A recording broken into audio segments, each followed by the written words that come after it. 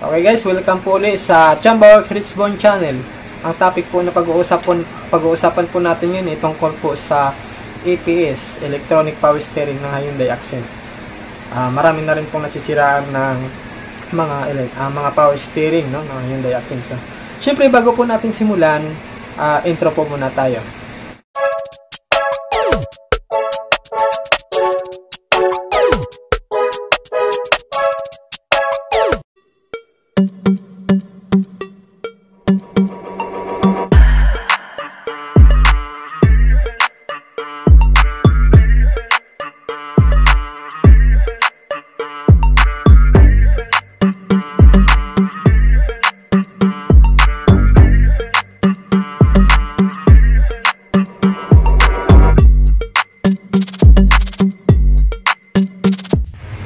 Okay guys, dito po sa electronic power steering ng Hyundai Accent, mas madalas po talaga nasisira yung dalawang pyesa. Yung kung hindi module, yun po yung EPS motor. So mayroon naman din po ilan lang na nasisira na rin po ng kulom, kasi marami na rin po kami napapalitan ng steering kulom. Hindi lamang po sa Accent nangyayari, kundi pati po sa Kia Rio.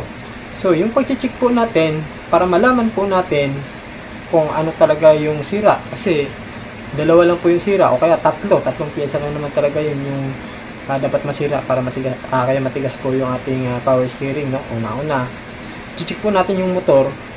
Syempre pag nag-check tayo ng motor, hindi naman pwedeng i-diretso natin sa baterya, kasi makikita natin po yan umiikot, maingay lang. Syempre mas madali para hindi ka na mag-crash ng motor. Unahin po natin i-check yung supply ng kuryente doon sa nanggagaling sa module. Supply po papunta sa motor, ano? Kasi una-una doon yung main supply, yung main mayroong kuryente yan papasok doon sa module. Tapos ang labas ay papunta po sa motor. Tapos doon naman sa column, mayroon din yung sensor na pag iikot po natin yung steering natin pag kaliwa, dahil may sensor yan, iikot po yung motor na kaliwa. Kapag kanan naman, may sensor naman para sa kanan na side, iikot po yung motor pa kanan, kaya malambot po yung power steering natin.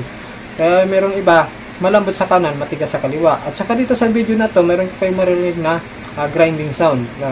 Lalambot titigas yung ganyang steering. At saka meron siyang grinding sound. So una-una, chinik ko po muna yung supply na papunta sa motor. Mayroong baga positive mayroong positive at saka dalawa pareho mayroong supply. So doon natin nalaman na 100% na EPS motor po yung problema. So pinalitan natin ng EPS motor. Yung pagpalit naman ng EPS motor, mayroon kasing nag-post, ginawa ko kapon yung Accent na EPS motor ang problema. Tapos kanina may nakita akong post, hindi ko alam kung taga saan siya. Sabi daw ng kasa, hindi daw plug and play yung pagkakabit ng EPS motor. Dito makikita natin kung plug and play ba o hindi. Pero sa totoo lang, lahat naman na pyesa doon sa power steering, kapag Accent yung pag-uusapan, plug and play. Ma-module man yan, na-column man, o kaya EPS motor, pareho yan, plug and play lahat yan. Kasi pag tinanggal mo yung sira, tinabit mo yung bago, surplus man yan o brand new, kapag dumana na, ibig sabihin okay na, hindi ito. Kasi yung naisip ng iba, pag nagpalit ka ng motor o alin man doon sa pyesa na may konektado sa power steering, ay kailan pang reprogram, no? Sa Accent hindi kailangan, plug and play lang po yan. Papatunayan ko yan dito sa video na to. Nagpalit ako ng EPS motor, wala nang ibang ginawa kundi nagpalit lang, plug and play lang. So nagiging okay naman. So sa mga power steering po natin, no, kaya madalas nasisira, una-una lalo na naka-full stop tayo, tapos ipipilit po natin yung power steering natin na nakatigil, hindi umuusad yung sasakyan. Nang nangyayari doon, napipwersa yung motor. Kaya isa rin yun sa dahilan na nasisira yung power steering motor o kaya module. At ayon pa doon sa post, siningil siya ng service fee ng kasa is 9,000 daw yung singil sa kanya. Kaya siyempre may pag-aalinlangan ng post. May mga nagko-comments naman at saka mayroon naman nagre-reply sa atin doon. Siya parting norte pa. So, Laon yun yata kung hindi ako nagkakamali. Pero mali yung sinasabing hindi plug and play yung yung pagkakabit ng power steering motor. Kaya kadalasan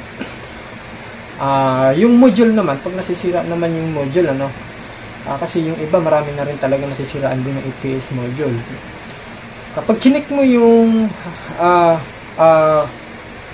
yung linya papuntang EPS motor, pag walang lumabas na supply doon, pag iikot mo yung power steering, nakakabit yung module, siyempre hugutin nyo po yung socket na kung saan papunta sa motor. So, doon sa module, doon kayo magtitesting. Kung walang lumabas na kuryente doon papunta sa motor, EPS module po yung problema. At saka yung EPS module, medyo mahirap din i-repair. Wala pa nakakapag-repair. Kaya palit. So, yun lang naman ang kadalasan. Kapag sa steering column naman, pag i-check mo yung module, okay. I-check mo yung power steering motor, okay. Saka ka papasok doon sa steering column. Kasi pag bumili ka naman ng steering column, hindi mo na kailangan bumili ng module, hindi mo na kailangan bumili ng motor. Dahil pag bumili ka niyan, isang set niyan, buo. Kapag brand new po yung bibili, yun lang, may kabigatan din yung presyo. Kapag surplus, so ganun din naman ang bagay yung proseso naman sa pagpapalit anumang pyesa doon sa power steering nyo, hindi na kailangan ng tulad ng sinasabi ng iba na kailangan para re-program, kasi yun naman nakaprogram na yan. Pag may program na, hindi na kailangan i-program, kasi kahit second hand ikakabit mo yan, pag magiging okay, wala na yung problema. Yun na yung tinatawag na plug and play. Meanwhile, at mayroon din pong mga accent na nalubog nitong nagdaang bagyo, ay yung karamihan po talaga sa nasisira yung module dahil nabababad po sa tubig. Kasi yung position ng EPS module doon sa ilalim ng steering nyo, parang nakaganyan. So pag baha, pasok yung tubig doon, hindi nawawala. Kaya meron akong isisingit ito sa video, yung kita nyo yung itsura yung nababad na EPS module. So pag ganyan, wala nang solusyon yun, kailangan palit talaga. Mas mahal yung presyo ng module kaysa EPS motor. Yun lang po mga katsamba, kung mayroon kayong mapupulot na konting idea rito sa video na in-upload namin, para mayroon po kayong idea kung ano yung kapag nasira ang inyong power steering, mas madali po siya troubleshoot. Kasi halos tatlong pyesa lang po yung mayroon yung power steering, column, module, motor. Sa lahat po ng mga sumusuporta dito sa aming channel, sa Chamboy Crisbon channel, maraming salamat po sa inyong pagtatangkilik. At dun sa mga baguhan pa lang sa channel na ito, huwag po kalimutan mag-subscribe, like, at share. At hit nyo na rin yung notification bell para magiging updated po kayo sa mga next video na i-upload po namin. Maraming salamat po at ride safe po sa ating lahat.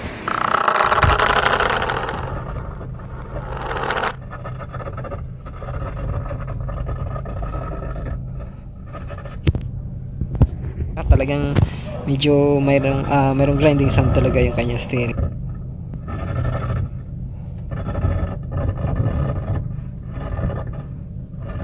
Okay guys, ito nga na-confirm natin na talagang EPS motor yung kanyang problema. Ito may nagsabi sa kasa na hindi daw plug and play yung pagkabit ng EPS motor. So ito yung EPS motor natin, pinihit siya ng kaliwa, umiikot. Pero pagdating sa kanan, ayun yan ang umikot. So ibig sabihin yung carbon brush talagang mayroon na talagang problema. So yan po yung papalitan po natin para matapos po yung problema. Mamaya po makikita nyo po kung pagkatapos palitan kung mawawala na ba yung naririnig natin doon sa simulang video na nakikita nyo po. So ito, ina-order po namin yung pyesa, kaya ito pinaglalaroan ko lang po muna para malibang kasi nakakainit maghintay ng pyesa. So yan. So inabot na nga kami ng dilim kaya kailangan ko na po siyang mag-ilaw. So yan. Tapos dito po machi-check po natin yung output ng supply ng module. Kapag mayroon pong lumalabas na supply galing sa module, yung papuntang motor, ibig sabihin buo po yung module kasi mayroon siyang pinupukol na kuryente. Kaya lang hindi nga lang talaga normal yung function ng motor, hindi lang talaga maganda yung kanyang ikot. Kaya po may naririnig po tayong ingay o tunog doon sa steering kapag atin siyang pinipihit. So ito sundot po natin yung yan po, umiilaw po yung ating tester yan sa module. Yan, umiilaw po yung tester. So doon po natin confirm talaga na may problema yung kanyang steering motor. So yan, waiting lang po tayo sa pyesa. Mamaya pagdating ng pyesa, pipicturean po natin may makikita po natin mamaya kung ano yung resulta dito sa gagawin po natin. Okay, so ito na nga po yung bagong motor na dumating. Mando rin po yan kasi lahat naman yun na brand Mando. Iba nakapackaging lang ng Mobis. Pero ito na po kinakapitan natin. Ito po kasi yung sistema na to, nakahiga po ako dun sa may driver side. Yan, sa ibaba po yung tornilyo na yan. So kamay-kamay lang po muna, tapos higpit. Yan, tapos testing. Ito po hindi ko na pinahaba yung video kasi medyo hirap po yung galaw dito sa ilalim. Kailangan pilipit yung kailangan kaya mong ipipilipit yung paa, yung kanyang yung kamay mo para may ipasok mo itong tornilyo. Yan, wala na. So patapos yan testing. Iba-vlog na kita. Wala na. Kanina talagang ingay. Ito naman boys, yung itsura nitong EPS module, nabaha naman ito, dito yung parteng may kawayan, ayan po. So hindi na po siya mapapakinabangan, kailan po siyang palitan. Tubig